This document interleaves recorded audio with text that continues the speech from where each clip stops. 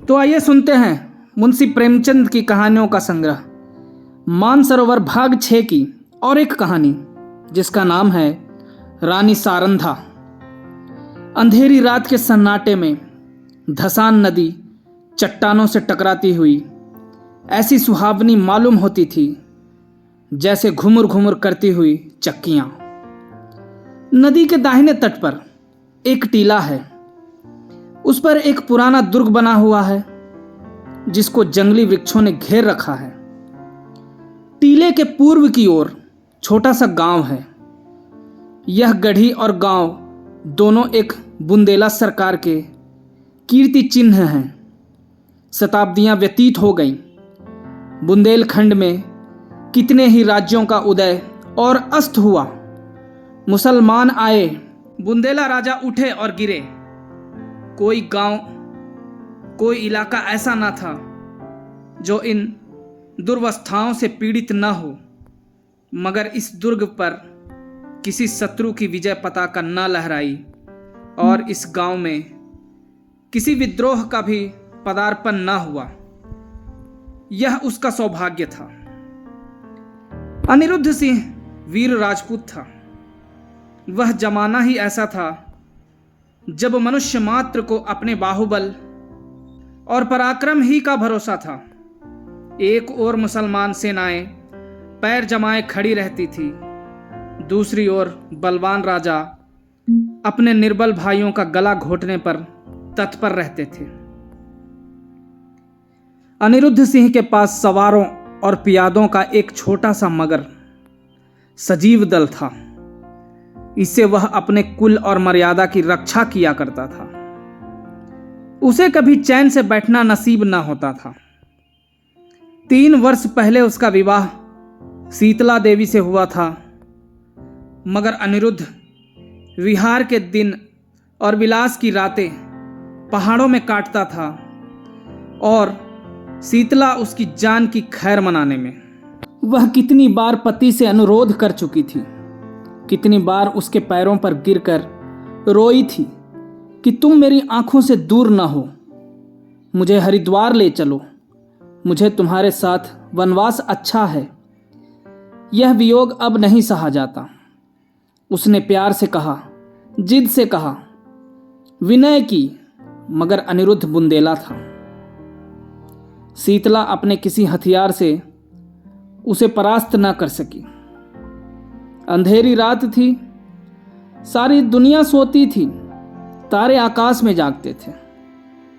शीतला देवी पलंग पर पड़ी करवटें बदल रही थी और उसकी ननद सारंधा फर्श पर बैठी मधुर स्वर से गाती थी, बिनु रघुवीर कटत नहीं रैन। शीतला ने कहा, जी न जलाओ, क्या तुम्हें भी नींद नहीं आती? सारंधा, तुम्हें लोरी सुना रही हूं। शीतला, मेरी आंखों से तो नींद लोप हो गई। सारंधा, किसी को ढूंढने गई होगी। इतने में द्वार खुला और एक गठे हुए बदन के रूपवान पुरुष ने भीतर प्रवेश किया। वह अनिरुद्ध था। उसके कपड़े भीगे हुए थे और बदन पर कोई हथियार न था। शीतला चारपाई से उतरकर जमीन पर बैठ गई। सारंधा ने पूछा, भैया यह कपड़े भीगे क्यों हैं? अनिरुद्ध, नदी तैर कर आया हूं। सारंधा, हथियार क्या हुए? अनिरुद्ध, छिन गए। सारंधा, और साथ के आदमी? अनिरुद्ध, सबने वीर गति पाई। शीतला ने दबी जवान से कहा, ईश्वर ने ही कुशल किया। मगर सारंधा के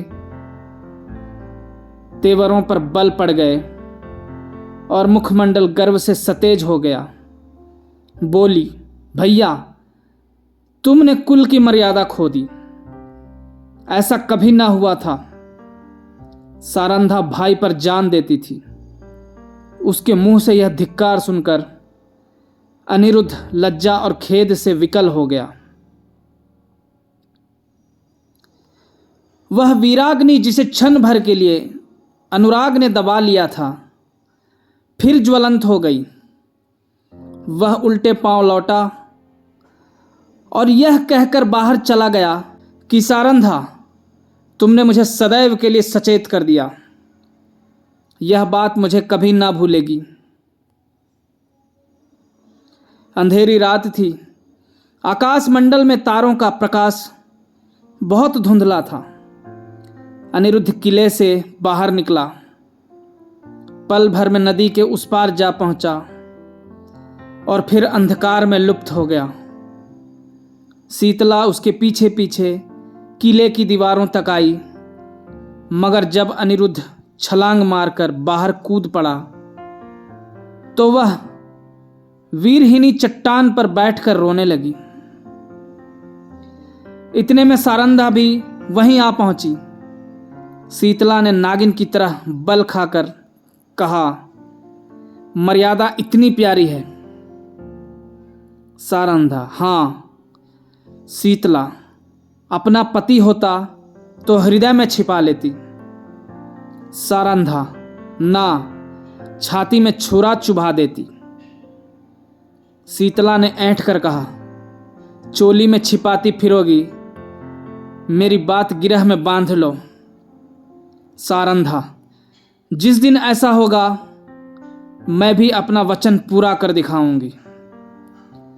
इस घटना के 3 महीने पीछे अनिरुद्ध महरौनी को जीत करके लौटा और साल भर पीछे सारंधा का विवाह ओरछा के राजा चंपत राय से हो गया। मगर उस दिन की बातें दोनों महिलाओं के हृदय स्थल में कांटे की तरह खटकती रही। राजा चंपत राय बड़े प्रतिभाशाली पुरुष थे। सारी बुंदेला जाति उनके नाम पर जान देती थी और उनके प्रभुत्व को मानती थी। गद्दी पर बैठते ही उन्होंने मुगल बादशाहों को कर देना बंद कर दिया और वे अपने बाहुबल से राज्य विस्तार करने लगे। मुसलमानों की सेनाएं बार बार उन पर हमले करती थी, पर हार कर लौट जाती थी। यही समय था कि जब अनिरुद्ध ने सारंधा का चंपत राय से विवाह कर दिया। सारंधा ने मुंह मांगी मुराद पाई। उसकी यह अभिलाषा कि मेरा पति बुंदेला जाति का कुल तिलक हो, पूरी हुई। यद्यपि राजा के रनिवास में 5 रानियां थीं, मगर उन्हें शीघ्र ही मालूम हो गया कि वह देवी जो हृदय में मेरी पूजा करती है सारंधा है। परंतु कुछ ऐसी घटनाएं हुई कि चंपत राय को मुगल बादशाह का आश्रित होना पड़ा। वे अपना राज्य अपने भाई पहाड़ सिंह को सौंपकर दिल्ली चले गए। यह शाहजहां के शासनकाल का अंतिम भाग था।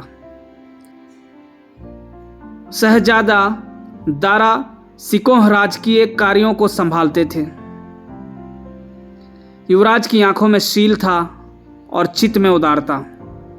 उन्होंने चंपत राय की वीरता की कथाएं सुनी थी, इसलिए उनका बहुत आदर सम्मान किया और कालपी की बहुमूल्य जागीर उनको भेंट की, जिसकी आमदनी 9 लाख थी।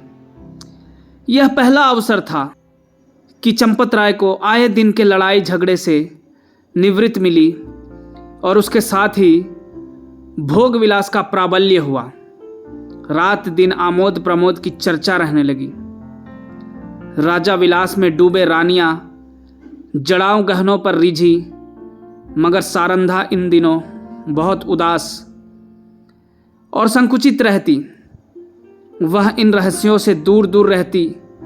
ये नृत्य और गान की सभाएं उसे सुनी प्रतीत होती।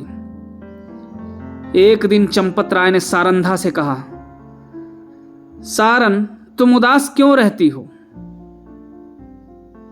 मैं तुम्हें कभी हंसते नहीं देखता।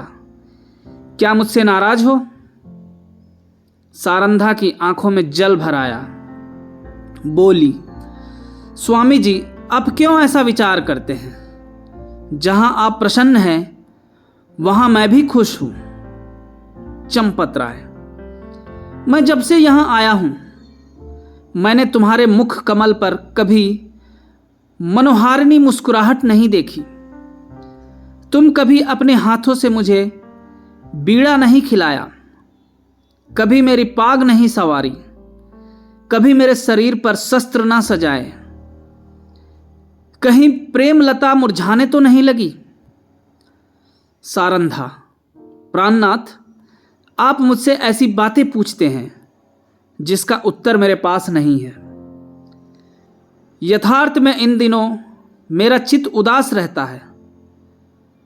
मैं बहुत चाहती हूं कि खुश रहूं, मगर बोझ सा हृदय पर धरा रहता है। चंपत राय स्वयं आनंद में मग्न थे, इसलिए उनके विचार में सारंधा को असंतुष्ट रहने का कोई उचित कारण नहीं हो सकता था। वे भौहें सिकोड़ कर बोले, मुझे तुम्हारे उदास रहने का कोई विशेष कारण नहीं मालूम होता। ओरछे में कौन सा सुख था जो यहां नहीं है? सारंधा का चेहरा लाल हो गया। बोली, मैं कुछ कहूं, आप नाराज तो ना होंगे? चंपत राय, नहीं, शौक से कहो। सारंधा, ओरछे में मैं एक राजा की रानी थी, यहां मैं एक जागीरदार की चेरी हूं।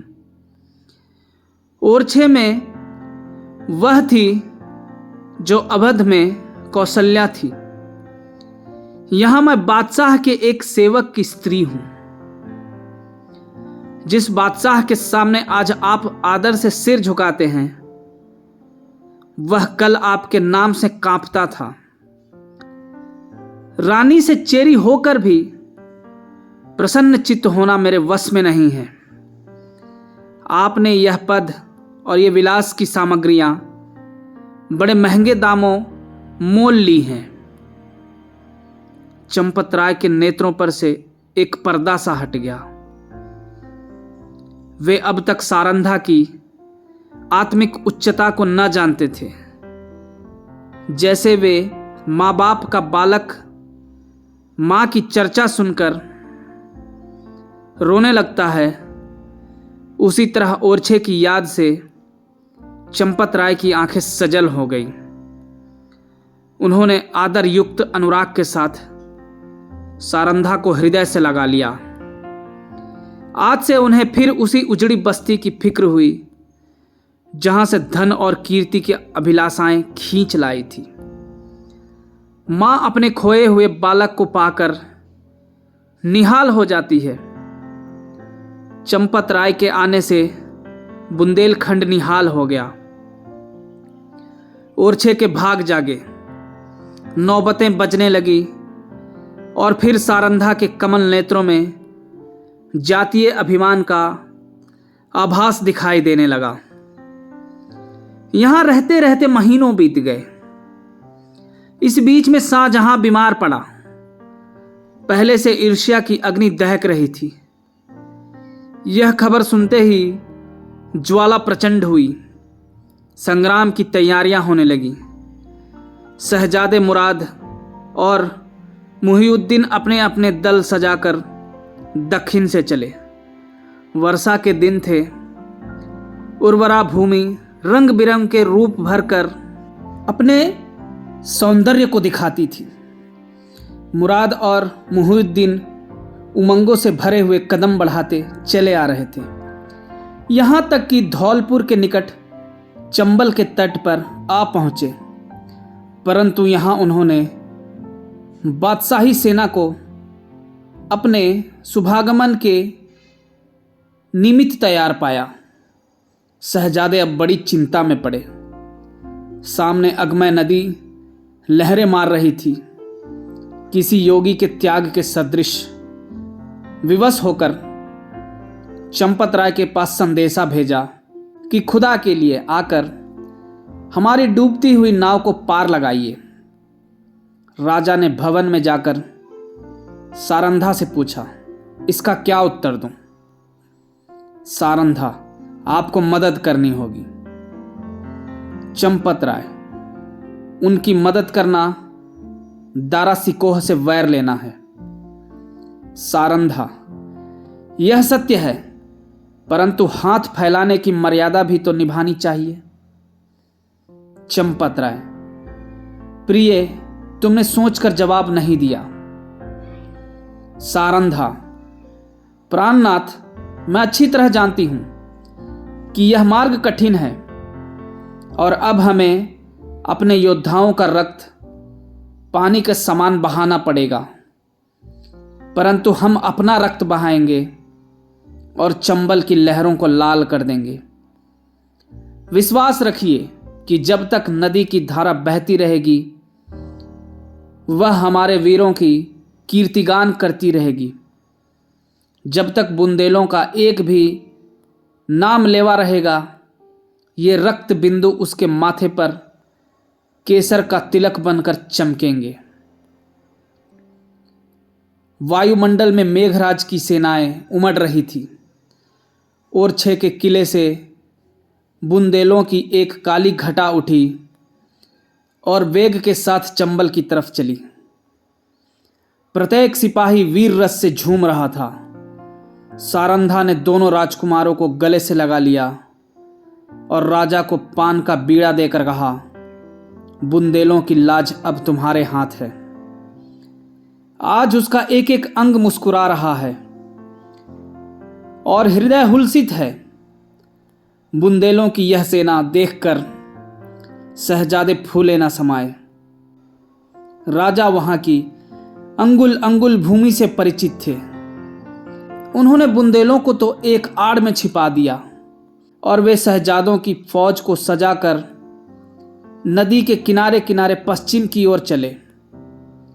दारा सिकोह को भ्रम हुआ कि शत्रु किसी अन्य घाट से नदी उतरना चाहता है। उन्होंने घाट पर से मोर्चे हटा लिए। घाट में बैठे हुए बुंदेले उसी ताक में थे। बाहर निकल पड़े और उन्होंने तुरंत ही नदी में घोड़े डाल दिए। चंपतराय ने शहजादा दारा सिकोह को भुलावा देकर अपनी फौज घुमा दी और वह बुंदेलों के पीछे चलता हुआ उसे पार उतार लाया। इस कठिन चाल में 7 घंटों का विलंब हुआ, परंतु जाकर देखा तो 700 बुंदेलों की लाशें तड़प रही थी। राजा को देखते ही बुंदेलों की हिम्मत बंध गई। शहजादों की सेना ने भी अल्लाह अकबर की ध्वनि के साथ धावा किया। बादशाही सेना में हलचल पड़ गई। उनकी पंक्तियां छिन्न भिन्न हो गई। हाथों हाथ लड़ाई होने लगी। यहां तक कि शाम हो गई। रणभूमि रुधिर से लाल हो गई और आकाश में अंधेरा हो गया। घमासान की मार हो रही थी। बादशाही सेना शहजादों को दबाए आती थी। अकस्मात पश्चिम से फिर बुंदेलों की एक लहर उठी और इस वेग से बादशाही सेना की पुष्ट पर टकराई कि उसके कदम उखड़ गए। जीता हुआ मैदान हाथ से निकल गया। लोगों को कुतूहल था कि यह दैवी सहायता कहां से आई। सरल स्वभाव के लोगों की धारणा थी कि यह फतह के फरिश्ते हैं, शहजादों की मदद के लिए आए हैं। परंतु जब राजा चंपतराय निकट गए तो सारंधा ने घोड़े से उतरकर उनके पैरों पर सिर झुका दिया। राजा को असीम आनंद हुआ। यह सारंधा थी। समर भूमि का दृश्य इस समय अत्यंत दुखमय था। थोड़ी देर पहले जहां सजे हुए वीरों के दल थे, वहां अब बेजवान लाशें तड़प रही थी। मनुष्य ने अपने स्वार्थ के लिए अनादिकाल से ही भाइयों की हत्या की है। अब विजयी सेना लूट पर टूट पड़ी। पहले मर्द मर्दों से लड़ते थे। वह वीरता और पराक्रम का चित्र था। यह नीचता और दुर्बलता की ग्लानिप्रद तस्वीर थी। उस समय मनुष्य पशु बना हुआ था। अब वह पशु से भी बढ़ गया था। इस नोच खसोट में लोगों को बादशाही सेना के सेनापति वली बहादुर खां की लाश दिखाई दी। उसके निकट उसका घोड़ा खड़ा हुआ अपनी दुम से मक्खियां उड़ा रहा था। राजा को घोड़ों का शौक था। देखते ही वह उस पर मोहित हो गया। यह इराकी जाति का अति सुंदर घोड़ा था। एक एक अंग सांचे में ढला हुआ, सिंह की सी छाती, चीते की सी कमर। उसका यह प्रेम और स्वामी भक्ति देखकर लोगों को बड़ा कुतूहल हुआ। राजा ने हुक्म दिया, खबरदार, इस प्रेमी पर कोई हथियार ना चलाए। इसे जीता पकड़ लो। यह मेरे अस्तबल की शोभा बढ़ाएगा। जो इसे मेरे पास ले आएगा उसे धन से निहाल कर दूंगा। योद्धागण चारों ओर से लपके, परंतु किसी को साहस न होता था कि उसके निकट जा सके। कोई चुमकार रहा था, कोई फंदे में फंसाने की फिक्र में था, पर कोई उपाय सफल न होता था। वहां सिपाहियों का मेला सा लगा हुआ था। तब सारंधा अपने खेमे से निकली और निर्भय होकर घोड़े के पास चली गई। उसकी आंखों में प्रेम का प्रकाश था, छल का नहीं। घोड़े ने सिर झुका दिया। रानी ने उसकी गर्दन पर हाथ रखा और वह उसकी पीठ सहलाने लगी। घोड़े ने उसके अंचल में मुंह छिपा लिया। रानी उसकी रास पकड़कर खेमे की ओर चली। घोड़ा इस तरह चुपचाप उसके पीछे चला मानो सदैव से उसका सेवक है। पर बहुत अच्छा होता कि घोड़े ने सारंधा से भी निष्ठुरता की होती। यह सुंदर घोड़ा आगे चलकर इस राज परिवार के निमित्त स्वर्ण जटित मृग साबित हुआ। संसार एक रण क्षेत्र है। इस मैदान में उसी सेनापति को विजय लाभ होता है जो अवसर को पहचानता है। वह अवसर पर जितने उत्साह से आगे बढ़ता है, उतने ही उत्साह से आपत्ति के समय पीछे हट जाता है। वह वीर पुरुष राष्ट्र का निर्माता होता है और इतिहास उसके नाम पर यश के फूलों की वर्षा करता है। पर इस मैदान में कभी कभी ऐसे सिपाही भी जाते हैं जो अवसर पर कदम बढ़ाना जानते हैं, लेकिन संकट में पीछे हटाना नहीं जानते। ये रणवीर पुरुष विजय को नीति की भेंट कर देते हैं। वे अपनी सेना का नाम मिटा देंगे, किंतु जहां एक बार पहुंच गए हैं वहां से कदम पीछे ना हटाएंगे। उनमें कोई विरला की संसार क्षेत्र में विजय प्राप्त करना है, किंतु प्रायः उसकी हार विजय से भी अधिक गौरवात्मक होती है। अगर अनुभवशील सेनापति राष्ट्रों की नींव डालता है तो आन पर जान देने वाला, मुंह न मोड़ने वाला सिपाही राष्ट्र के भावों को उच्च करता है और उसके हृदय पर नैतिक गौरव को अंकित कर देता है। उसे इस कार्य क्षेत्र में चाहे सफलता न हो, किंतु जब किसी वाक्य या सभा में उसका नाम जबान पर आ जाता है, श्रोतागण एक स्वर से उसके कीर्ति गौरव को प्रतिध्वनित कर देते हैं। सारंधा आन पर जान देने वालों में थी। शहजादा मुहिउद्दीन चंबल के किनारे से आगरे की ओर चला तो सौभाग्य उसके सिर पर मूर्छल हिलाता था। जब वह आगरे पहुंचा तो विजय देवी ने उसके लिए सिंहासन सजा दिया। औरंगजेब गुणज्ञ था। उसने बादशाही अफसरों के अपराध क्षमा कर दिए, उनके राज्य पद लौटा दिए और राजा चंपत राय को उसके बहुमूल्य कृत्यों के उपलक्ष्य में 12,000 मनसब प्रदान किया। ओरछा से बनारस और बनारस से जमुना तक उसकी जागीर नियत की गई। बुंदेला राजा फिर राज सेवक बना।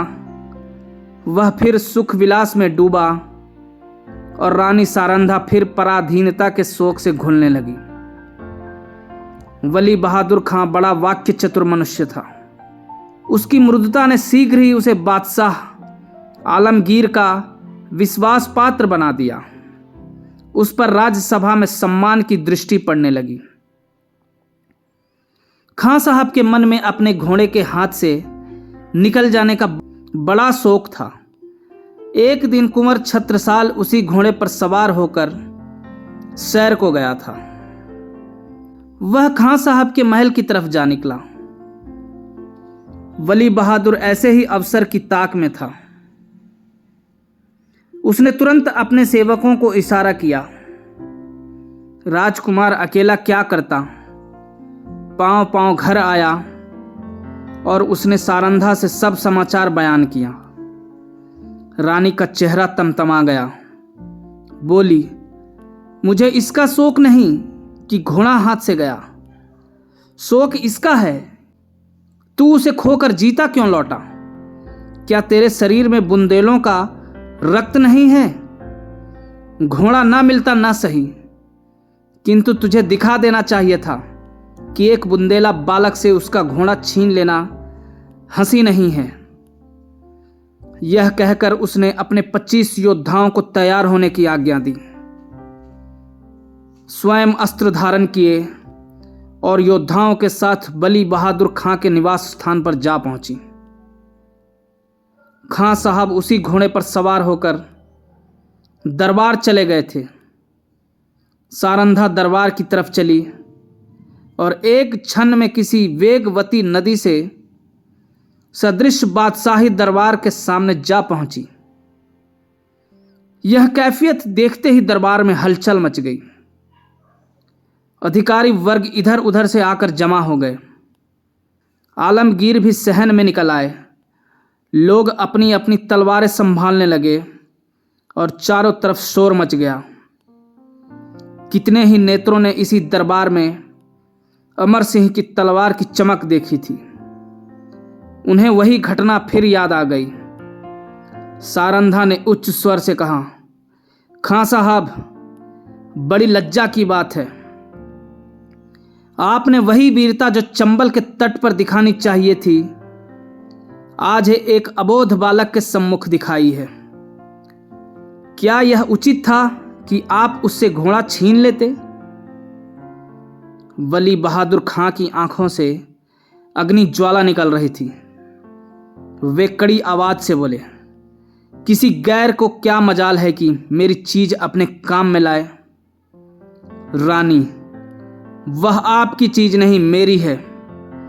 मैंने उसे रणभूमि में पाया है और उस पर मेरा अधिकार है। क्या रणनीति की इतनी मोटी बात भी आप नहीं जानते? खां साहब, वह घोड़ा मैं नहीं दे सकता। उसके बदले में सारा अस्तबल आपकी नजर है। रानी, मैं अपना घोड़ा लूंगी। खां साहब, मैं उसके बराबर जवाहरात दे सकता हूं, परंतु घोड़ा नहीं दे सकता। रानी, तो फिर इसका निश्चय तलवार से होगा।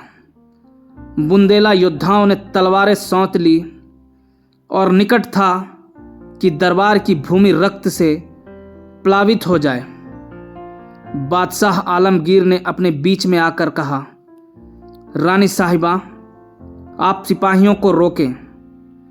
घोड़ा आपको मिल जाएगा, परंतु इसका मूल्य बहुत देना पड़ेगा। रानी, मैं उसके लिए अपना सर्वस्व खोने को तैयार हूं। बादशाह, जागीर और मनसब भी? रानी, जागीर और मनसब कोई चीज नहीं। बादशाह, अपना राज्य भी? रानी, हां, राज्य भी। बादशाह, एक घोड़े के लिए? रानी, नहीं, उस पदार्थ के लिए जो संसार में सबसे अधिक मूल्यवान है। बादशाह, वह क्या है? रानी, अपनी आन। इस भांति रानी ने अपने घोड़े के लिए अपनी विस्तृत जागीर, उच्च राज और राज सम्मान सब हाथ से खोया। और केवल इतना ही नहीं, भविष्य के लिए कांटे बोए। इस घड़ी से अंत दशा तक चंपत राय को शांति न मिली। राजा चंपत राय ने फिर ओरछे के लिए किले में पदार्पण किया। उन्हें मनसब और राजगीर के हाथ से निकल जाने का अत्यंत शोक हुआ, किंतु उन्होंने अपने मुंह से शिकायत का एक शब्द भी नहीं निकाला।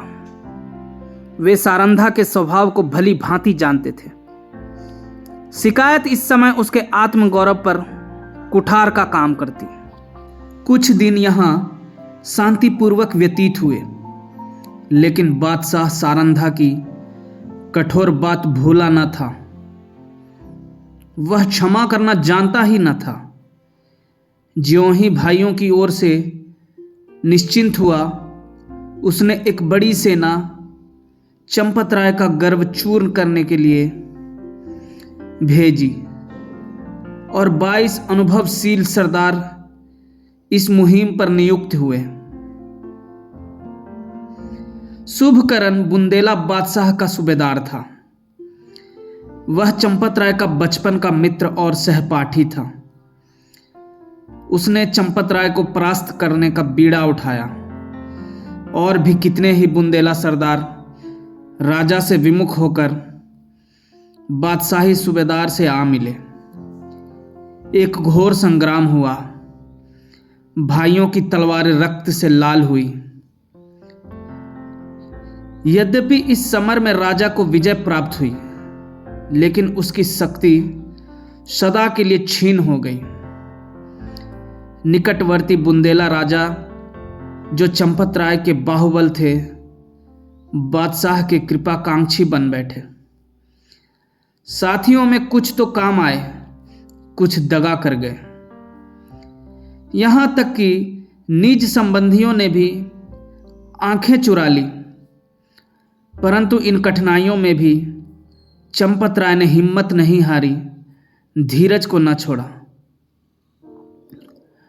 उन्होंने ओरछा छोड़ दिया और वह 3 वर्ष तक बुंदेलखंड के सघन पर्वतों पर छिपे फिरते रहे। बादशाही सेनाएं शिकारी जानवरों की भांति सारे देश में मंडरा रहे थे। आए दिन राजा का किसी न किसी से सामना हो जाता था। सारंधा सदैव उनके साथ रहती और उनका साहस बढ़ाया करती। बड़ी बड़ी आपत्तियों में जबकि धैर्य लुप्त हो जाता और आशा साथ छोड़ देती, आत्मरक्षा का धर्म उसे संभाले रहता है। 3 साल के बाद अंत में बादशाह के सूबेदारों ने आलमगीर को सूचना दी कि इस शेर का शिकार आपके सिवाय और किसी से ना होगा। उत्तर आया कि सेना को हटा लो और घेरा उठा लो। राजा ने समझा संकट से निवृत्ति हुई, पर वह बात शीघ्र ही भ्रमात्मक सिद्ध हो गई। 3 सप्ताह से बादशाही सेना ने ओरछा घेर रखा है। जिस तरह कठोर वचन हृदय को छेद डालते हैं, उसी तरह तोपों के गोलों ने दीवारों को छेद डाला है। किले में 20,000 आदमी घिरे हुए हैं, लेकिन उनमें आधे से अधिक स्त्रियां और उनसे कुछ ही कम बालक हैं। मर्दों की संख्या दिनों दिन न्यून होती जाती है। आने जाने के मार्ग चारों तरफ से बंद हैं। हवा का भी गुजर नहीं। रसद का सामान बहुत कम रह गया है। स्त्रियां पुरुषों और बालकों को जीवित रखने के लिए आप उपवास करती हैं। लोग बहुत हताश हो रहे हैं। औरतें सूर्य नारायण की ओर हाथ उठा उठाकर शत्रु को कोसती हैं। बालक वृंद मारे क्रोध के दीवार की आड़ से उन पर पत्थर फेंकते हैं, जो मुश्किल से दीवार के उस पार जा पाते हैं।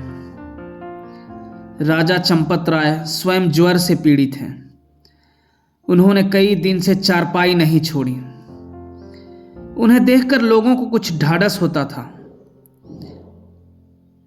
लेकिन उनकी बीमारी से सारे किले में नैराश्य छाया हुआ है। राजा ने सारंधा से कहा, आज शत्रु जरूर किले में घुस आएंगे। सारंधा, ईश्वर ना करे कि इन आंखों से वह दिन देखना पड़े। राजा, मुझे बड़ी चिंता इन अनाथ स्त्रियों और बालकों की है। गेहूं के साथ यह घुन भी पिस जाएंगे। सारंधा, हम लोग यहां से निकल जाएं तो कैसा? राजा, इन अनाथों को छोड़कर? सारंधा, इस समय इन्हें छोड़ देने में ही कुशल है। हम ना होंगे तो शत्रु इन पर कुछ दया ही करेंगे। राजा, नहीं, यह लोग मुझसे ना छोड़े जाएंगे। मर्दों ने अपनी जान हमारी सेवा में अर्पण कर दी है। उनकी स्त्रियों और बच्चों को मैं कदापि नहीं छोड़ सकता। सारंधा, लेकिन यहां रहकर हम उनकी कुछ मदद भी तो नहीं कर सकते। राजा, उनके साथ प्राण तो दे सकते हैं। मैं उनकी रक्षा में अपनी जान लड़ा दूंगा। उनके लिए बादशाही सेना की खुशामद करूंगा, कारावास की कठिनाइयां सहूंगा, किंतु इस संकट में उन्हें छोड़ नहीं सकता। सारंधा ने लज्जित होकर सिर झुका लिया और सोचने लगी, निस्संदेह प्रिय साथियों को आग की आंच में छोड़कर अपनी जान बचाना घोर नीचता है। मैं ऐसी स्वार्थांध क्यों हो गई हूं? लेकिन एकाएक विचार उत्पन्न हुआ। बोली, यदि आपको विश्वास हो जाए कि इन आदमियों के साथ कोई अन्याय न किया जाएगा, तब तो आपको चलने में कोई बाधा ना होगी। राजा, सोचकर कौन विश्वास दिलाएगा? सारंधा, बादशाह के सेनापति का प्रतिज्ञा पत्र। राजा, हां, तब मैं सानंद चलूंगा। सारंधा विचार सागर में डूबी। बादशाह के सेनापति से क्यों कर यह प्रतिज्ञा कराऊं? कौन यह प्रस्ताव लेकर वहां जाएगा? और निर्दयी ऐसी प्रतिज्ञा करने ही क्यों लगे? उन्हें तो अपनी विजय की पूरी आशा है। मेरे यहां ऐसा नीति कुशल व कपट चतुर कौन है जो इस दस्तूर कार्य को सिद्ध करे? छत्रसाल चाहे तो कर सकता है, उसमें ये सब गुण मौजूद हैं। इस तरह मन में निश्चय करके रानी ने छत्रसाल को बुलाया। यह उसके चारों पुत्रों में बुद्धिमान और साहसी था। रानी उससे सबसे अधिक प्यार करती थी। जब छत्रसाल ने आकर रानी को प्रणाम किया तो उनके कमल नेत्र सजल हो गए और हृदय से दीर्घ निश्वास निकल गया। छत्रसाल, माता, मेरे लिए क्या आज्ञा है? रानी, आज लड़ाई का क्या ढंग है? छत्रसाल, हमारे 50 योद्धा अब तक काम आ चुके हैं। रानी, बुंदेलों की लाज अब ईश्वर के हाथ है। छत्रसाल, हम आज रात को छापा मारेंगे। रानी ने संक्षेप में अपना प्रस्ताव छत्रसाल के सामने उपस्थित किया और कहा, यह काम किसे सौंपा जाए? छत्रसाल, मुझको। तुम इसे पूरा करके दिखाओगे? हां, मुझे पूर्ण विश्वास है। अच्छा, जाओ, परमात्मा तुम्हारा मनोरथ पूरा करे। छत्रसाल जब चला तो रानी ने उसे हृदय से लगा लिया और तब आकाश की ओर दोनों हाथ उठाकर कहा, दयानिधि, मैंने अपना तरुण और होनहार पुत्र बुंदेलों की आन के आगे भेंट कर दिया। अब इस आन को निभाना तुम्हारा काम है। मैंने बड़ी मूल्यवान वस्तु अर्पित की है, इसे स्वीकार करो। दूसरे दिन प्रातःकाल सारंधा स्नान करके थाल में पूजा की सामग्री लिए मंदिर को चली। उसका चेहरा पीला पड़ गया था और आंखों तले अंधेरा छाया जाता था। वह मंदिर के द्वार पर पहुंची थी कि उसके थाल में बाहर से आकर एक तीर गिरा। तीर की नोक पर एक कागज का पुर्जा लिपटा हुआ था। सारंधा ने थाल मंदिर के चबूतरे पर रख दिया और पुर्जे को खोल कर देखा तो आनंद से चेहरा खिल गया। लेकिन यह आनंद क्षण भर का था। हाय, इस पुर्जे के लिए मैंने अपना प्रिय पुत्र हाथ से खो दिया है। कागज के टुकड़े को इतने महंगे दामों किसने लिया होगा। मंदिर से लौटकर सारंधा राजा चंपत राय के पास गई और बोली, प्राणनाथ, आपने जो वचन दिया था उसे पूरा कीजिए। राजा ने चौंक कर पूछा, तुमने अपना वादा पूरा कर दिया? रानी ने वह प्रतिज्ञा पत्र राजा को दे दिया।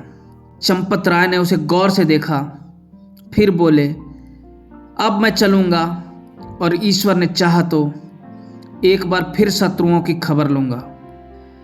लेकिन सारंधा, सच बताओ, इस पत्र के लिए क्या देना पड़ा है? रानी ने कुंठित स्वर से कहा, बहुत कुछ। राजा, सुनो। रानी, एक जवान पुत्र। राजा को बाण सा लग गया। पूछा, कौन? अंगद राय? रानी, नहीं। राजा, रतन सिंह? रानी, नहीं। राजा, छत्रसाल? रानी, हाँ। जैसे कोई पक्षी गोली खाकर परों को फड़फड़ाता है और तब बेदम होकर गिर पड़ता है, उसी भांति चंपत राय पलंग से उछले और फिर अचेत होकर गिर पड़े। छत्रसाल उनका परम प्रिय पुत्र था। उनके भविष्य की सारी कामनाएं उसी पर अवलंबित थी। जब चेत हुआ तब बोले, सारंधा, तुमने बुरा किया। अंधेरी रात थी। रानी सारंधा घोड़े पर सवार चंपत राय को पालकी में बैठाए किले के गुप्त मार्ग से निकली जाती थी। आज से बहुत काल पहले एक दिन ऐसे ही अंधेरी दुखमय रात्रि थी। तब सारंधा ने शीतला देवी को कुछ कठोर वचन कहे थे। शीतला देवी ने उस समय जो भविष्यवाणी की थी वह आज पूरी हुई। क्या सारंधा ने उसका जो उत्तर दिया था वह भी पूरा होकर रहेगा? मध्याह्न था। सूर्य नारायण सिर पर आकर अग्नि की वर्षा कर रहे थे। शरीर को झुलसाने वाली प्रचंड प्रखर वायु वन और पर्वत में आग लगाती फिरती थी। ऐसा विदित होता था मानो अग्निदेव की समस्त सेना गरजती हुई चली आ रही है। गगन मंडल इस भय से कांप रहा था। रानी सारंधा घोड़े पर सवार चंपत राय को लिए पश्चिम की तरफ चली जाती थी। ओरछा 10 कोस पीछे छूट चुका था और प्रति क्षण यह अनुमान स्थिर होता जाता था कि अब हम भय के क्षेत्र से बाहर निकल आए। राजा पालकी में अचेत पड़े हुए थे और कहार पसीने में सराबोर थे। पालकी के पीछे 5 सवार घोड़ा बढ़ाए चले आते थे। प्यास के मारे सबका बुरा हाल था। तालू सूखा जाता था। किसी वृक्ष की छाह और कुएं की तलाश में आंखें चारों ओर दौड़ रही थी। अचानक सारंधा ने पीछे की तरफ फिर कर देखा तो उसे सवारों का एक दल आता हुआ दिखाई दिया। उसका माथा ठनका कि अब कुशल नहीं है। यह लोग अवश्य हमारे शत्रु हैं। फिर विचार हुआ कि शायद मेरे राजकुमार अपने आदमियों को लिए हमारी सहायता को आ रहे हैं। नैराश्य में भी आशा साथ नहीं छोड़ती। कई मिनट तक वह इसी आशा और भय की अवस्था में रही, यहां तक कि वह दल निकट आ गया और सिपाहियों के वस्त्र साफ नजर आने लगे। रानी ने एक ठंडी सांस ली। उसका शरीर तृणवत कांपने लगा। यह बादशाही सेना के लोग थे। सारंधा ने कहारों से कहा, डोली रोक लो। बुंदेला सिपाहियों ने भी तलवारें खींच ली। राजा की अवस्था बहुत शोचनीय थी, किंतु जैसे दबी हुई आग हवा लगते ही प्रदीप्त हो जाती है, उसी प्रकार इस संकट का ज्ञान होते ही उनके जर्जर शरीर में वीरात्मा चमक उठी। वे पालकी का पर्दा उठाकर बाहर निकल आए, धनुष हाथ में ले लिया, किंतु वह धनुष जो उनके हाथ में इंद्र का वज्र बन जाता था, इस समय जरा भी न झुका। सिर में चक्कर आया, पैर थर्राए और वे धरती पर गिर पड़े। भावी अमंगल की सूचना मिल गई। उस पंख रहित पक्षी के सदृश जो सांप को अपनी तरफ आते देखकर ऊपर को उचकता और गिर पड़ता है, राजा चंपत राय फिर संभल उठे और फिर गिर पड़े। सारंधा ने उन्हें संभाल कर बैठाया और रोकर बोलने की चेष्टा की, परंतु मुंह से केवल इतना निकला, प्राणनाथ। इसके आगे मुंह से एक शब्द भी न निकल सका। आन पर मरने वाली सारंधा इस समय साधारण स्त्रियों की भांति शक्तिहीन हो गई, लेकिन एक अंश तक यह निर्बलता स्त्री जाति की शोभा है। चंपत राय बोले, सारंधा देखो, हमारा एक वीर जमीन पर गिरा। शोक, जिस आपत्ति से याव जीवन डरता रहा, उसने इस अंतिम समय में आ घेरा। मेरे आंखों के सामने शत्रु तुम्हारे कोमल शरीर में हाथ लगाएंगे और मैं जगह से हिल भी न सकूंगा। हाय मृत्यु, तू कब आएगी? यह कहते कहते उन्हें एक विचार आया। तलवार की तरफ हाथ बढ़ाया, मगर हाथों में दम न था। तब सारंधा से बोले, प्रिय, तुमने कितने ही अवसरों पर मेरी आन निभाई है। इतना सुनते ही सारंधा के मुरझाए हुए मुख पर लाली दौड़ गई, आंसू सूख गए, इस आशा में कि मैं पति के कुछ काम आ सकती हूं। उसके हृदय में बल का संचार कर दिया। वह राजा की ओर विश्वासोत्पादक भाव से देखकर बोली, ईश्वर ने चाहा तो मरते दम तक निभाऊंगी। रानी ने समझा राजा मुझे प्राण देने का संकेत कर रहे हैं। चंपत राय, तुमने मेरी बात कभी नहीं टाली।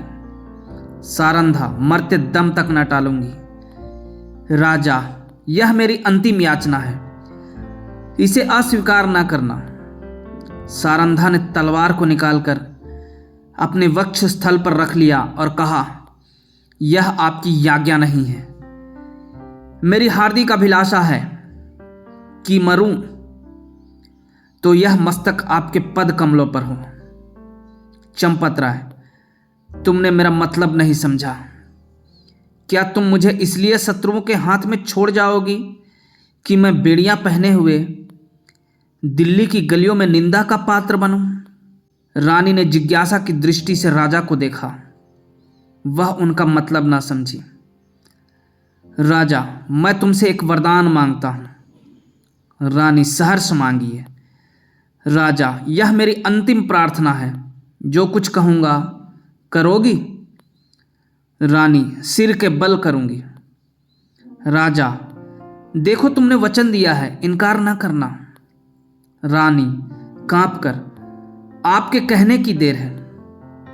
राजा, अपनी तलवार मेरी छाती में चुभा दो। रानी के हृदय पर वज्रपात सा हो गया। बोली, जीवननाथ। इसके आगे वह और कुछ न बोल सकी। आंखों में नैराश्य सा छा गया। राजा, मैं बेड़िया पहनने के लिए जीवित रहना नहीं चाहता। रानी, मुझसे यह कैसे होगा? पांचवा और अंतिम सिपाही धरती पर गिरा। राजा ने झुंझलाकर कहा, इसी जीवन पर आन निभाने का गर्व था। बादशाह के सिपाही राजा की तरफ लपके। राजा ने नैराश्यपूर्ण भाव से रानी की ओर देखा। रानी क्षण भर अनिश्चित रूप से खड़ी रही, लेकिन संकट में हमारी निश्चयात्मक शक्ति बलवान हो जाती है। निकट था कि सिपाही लोग राजा को पकड़ ले कि सारंधा ने दामिनी की भांति लपक कर तलवार राजा के हृदय में चुभा दी। प्रेम की नाव प्रेम के सागर में डूब गई। राजा के हृदय से रुधिर की धारा निकल रही थी, पर चेहरे पर शांति छाई हुई थी। कैसा हृदय है वह स्त्री जो अपने पति पर प्राण देती थी, आज उसकी प्राण घातिका है।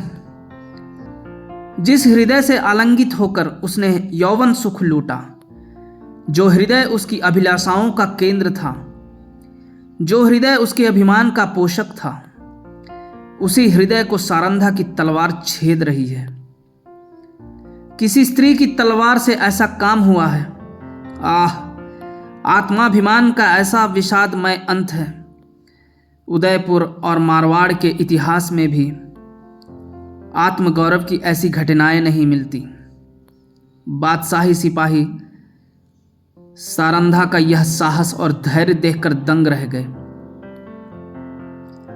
सरदार ने आगे बढ़कर कहा, रानी साहिबा, खुदा गवाह है, हम सब आपके गुलाम हैं। आपका जो हुक्म हो उसे बसरो चश्म बजा लाएंगे। सारंधा ने कहा, अगर हमारे पुत्रों में से कोई जीवित हो तो ये दोनों लाशें उसे सौंप देना। यह कहकर उसने वही तलवार अपने हृदय में चुभा ली। जब वह अचेत होकर धरती पर गिरी तो उसका सिर राजा चंपत राय की छाती पर था। धन्यवाद।